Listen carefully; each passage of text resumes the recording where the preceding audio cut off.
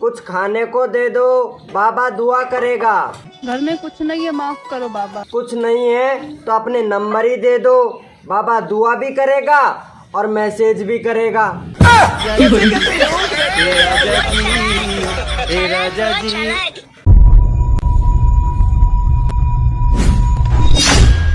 तो मेरा पीछा कर रहे हो ना? अरे नहीं नहीं, अभी पुलिस को बुलाती हूँ। पीछे से मुझे लगा कि मेरी एक्स गर्लफ्रेंड है। ओह, तुम अपनी एक्स गर्लफ्रेंड से इतना प्यार करते हो? हाँ हाँ, कुछ ज्यादा ही।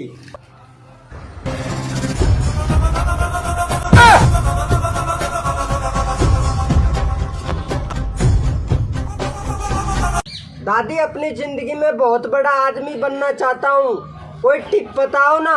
अपनी जिंदगी में कुछ बड़ा बनने चाहते हो तो बाज बनो, बाज, लोंडिया बाज नहीं। यार, इतनी गर्मी में तुम चाय कैसे पी लेते हो? कौन, मैं? हाँ तुम। ठीक है, अभी बताता हूँ।